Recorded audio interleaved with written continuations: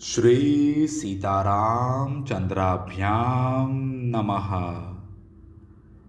उत्तरकांड 25वां सर्ग। यज्ञों द्वारा मेघनाद की सफलता। विभीषण का रावण को पर स्त्री हरण के दोष बताना। कुंभी नसी को आश्वासन दे मधु को साथ ले रावण का देवलोक पर आक्रमण करना। खर को राक्षसों की भयंकर सेना देकर और बहिन को धीरज बंधाकर रावण बहुत ही प्रसन्न और स्वस्थ चित्त हो गया। तदंतर बलवान राक्षस राज रावण लंका के निकुंभिला नामक उत्तम उपवन में गया। उसके साथ बहुत से सेवक भी थे। रावण अपनी शोभा एवं तेज से अग्नि के समान प्रज्वलित हो रहा था। उसने निकुंभिला में पहुंचकर देखा एक यज्ञ हो रहा है जो सैकड़ों यूपों से व्याप्त और सुंदर देवालयों से सुशोभित है। फिर वहां उसने अपने पुत्र मेघनाद को देखा जो काला मृग चर्म पहने हुए तथा कमंडलू, शिखा और ध्वज धारण किए बड़ा भयंकर जान पड़ता था। उसके पास पहुंचकर लंकेश्वर ने अपनी भुजाओं द्वारा उसका आलिंगन किया और पूछा, बेटा यह क्या कर रहे हो? ठीक ठीक बताओ। मेघनाद यज्ञ के नियमानुसार मौन रहा। उस समय पुरोहित महातपस्वी द्विज श्रेष्ठ शुक्राचार्य ने, जो यज्ञ संपत्ति की समृद्धि के लिए वहां आए थे, राक्षस शिरोमणि रावण से कहा, राजन मैं सब बातें बता रहा हूं, ध्यान देकर सुनिए। आपके पुत्र ने बड़े विस्तार के साथ 7 यज्ञों का अनुष्ठान किया है।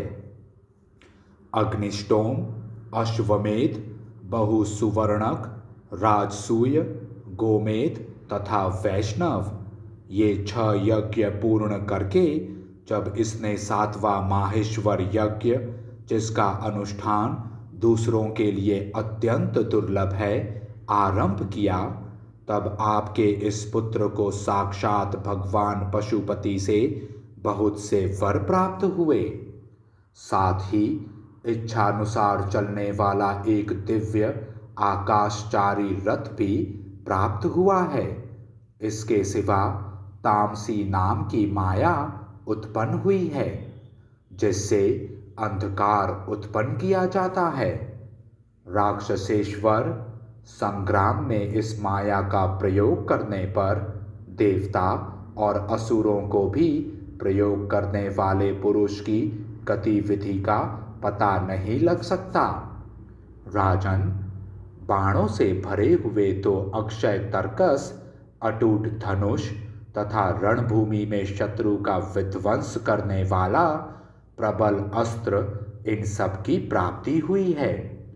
दशानन, तुम्हारा यह पुत्र इन सभी मनोवांछित वरों को पाकर आज यज्ञ की समाप्ति के दिन तुम्हारे दर्शन की इच्छा से यहाँ खड़ा है।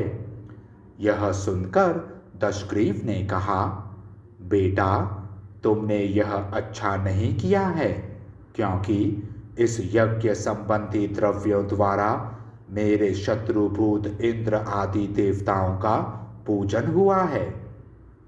अस्तु, जो कर दिया सो अच्छा ही किया, इसमें संशय नहीं है। सौम्य, अब आओ, चलो हम लोग अपने घर को चलें।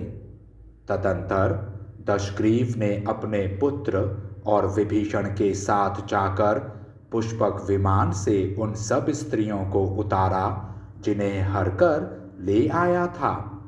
वे अब भी आंसू बहाती हुई गदगद कंठ से विलाप कर रही थी।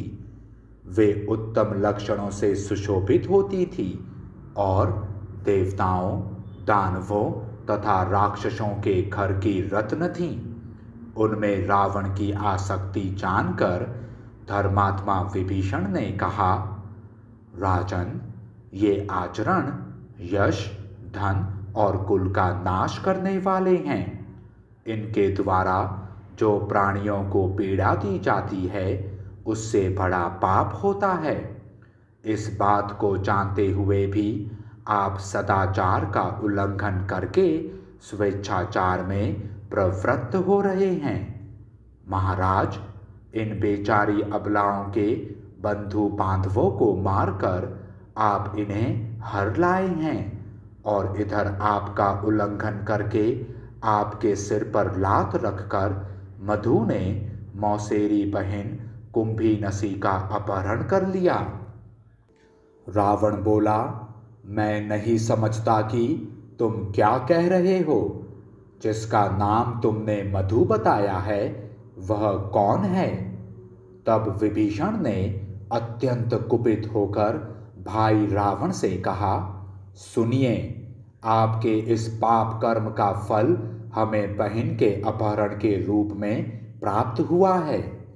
हमारे नाना सुमाली के जो बड़े भाई माल्यवान नाम से विख्यात, बुद्धिमान और बड़े बूढ़े निशाचर हैं, वे हमारी माता कैकसी के ताऊ हैं। इसी नाते वे हम लोगों के भी बड़े नाना हैं। उनकी पुत्री अनला हमारी मौसी हैं। उन्हीं की पुत्री कुंभीनसी है। हमारी मौसी अनला की बेटी होने से ही यह कुंभीनसी हम सब भाइयों की धर्मतः बहन होती है।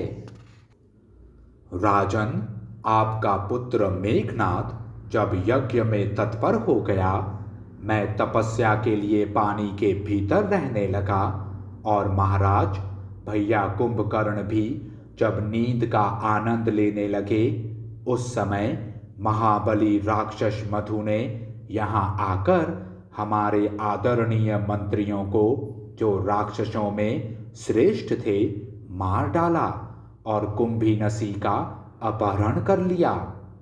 महाराज, यद्यपि कुंभीनसी अंतःपुर में भली भांति सुरक्षित थी, तो भी उसने आक्रमण करके बलपूर्वक उसका अपहरण किया।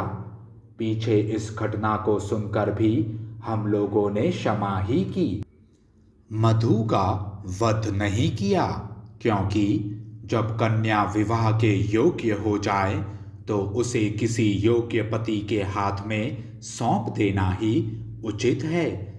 हम भाइयों को अवश्य यह कार्य पहले कर देना चाहिए था। हमारे यहाँ से जो बलपूर्वक कन्या का अपहरण हुआ है, यह आपकी इस दूषित बुद्धि एवं पाप कर्म का फल है, जो आपको इसी लोक में प्राप्त हो गया।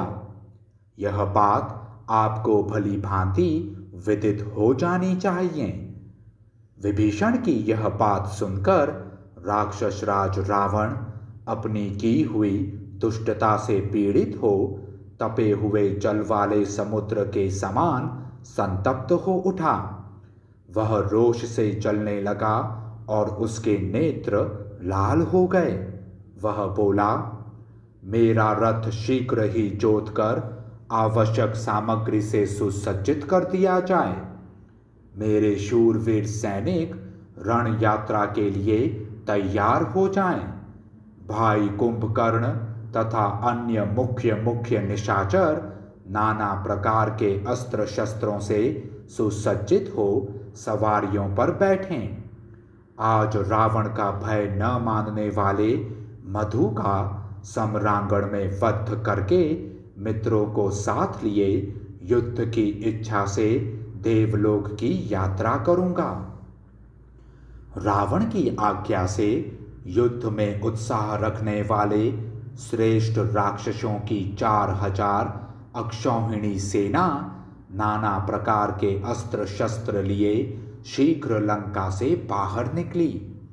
मेघनाद समस्त सैनिकों को साथ लेकर सेना के आगे आगे चला। रावण बीच में था और कुंभकर्ण पीछे पीछे चलने लगा। विभीषण धर्मात्मा थे, इसलिए वे लंका में ही रहकर धर्म का आचरण करने लगे। शेष सभी महाभाग निशाचर मधुपुर की ओर चल दिए। गधे, ऊंट, घोड़े, शिशुमार और बड़े बड़े नाग आदि दीप्तिमान वाहनों पर आरूढ़ हो सब राक्षस आकाश को अवकाश रहित करते हुए चले। रावण को देवलोक पर आक्रमण करते देख सैकड़ों दैत्य भी उसके पीछे पीछे चले, जिनका देवताओं के साथ वैर बंध गया था।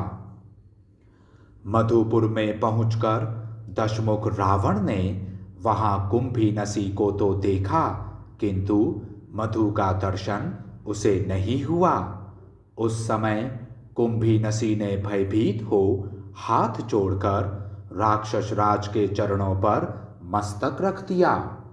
तब राक्षस प्रवर रावण ने कहा, डरो मत। फिर उसने कुंभीनसी को उठाया और कहा, मैं तुम्हारा कौन सा प्रिय कार्य करूं?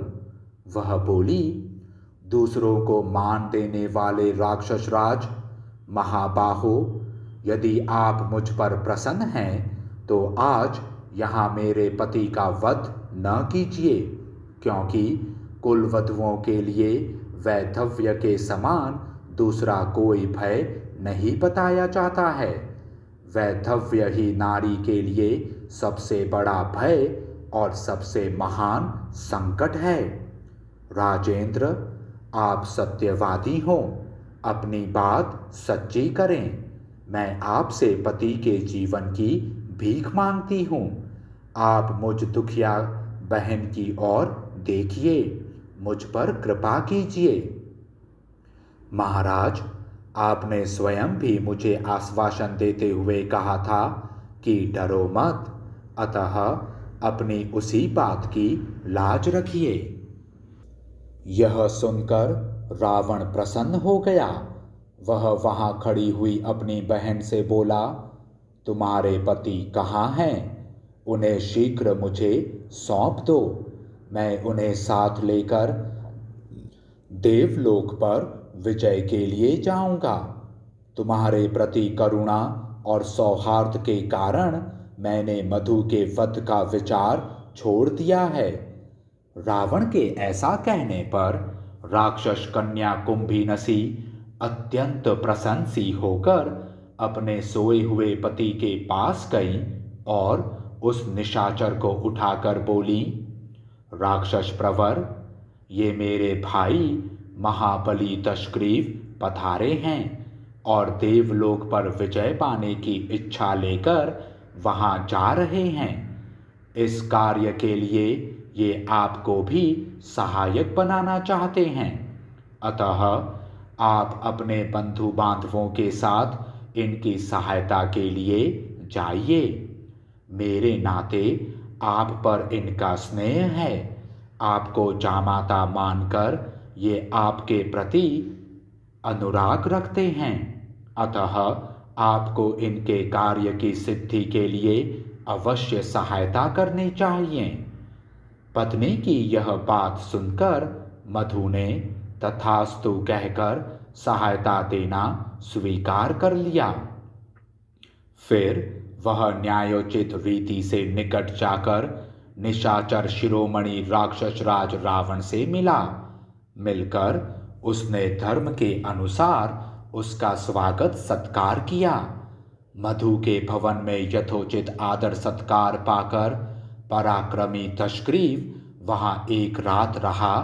फिर सवेरे उठकर वहां से जाने को उद्यत हुआ। मधुपुर से यात्रा करके महेंद्र के तुल्य पराक्रमी राक्षस राज रावण सायंकाल तक कुबेर के निवास स्थान कैलाश पर्वत पर जा पहुंचा। वहां उसने अपनी सेना का पड़ाव डालने का विचार किया। इस प्रकार श्री वाल्मीकि निर्मित आर्ष रामायण आदि काव्य के उत्तरकांड में 25वां सर्ग पूरा हुआ।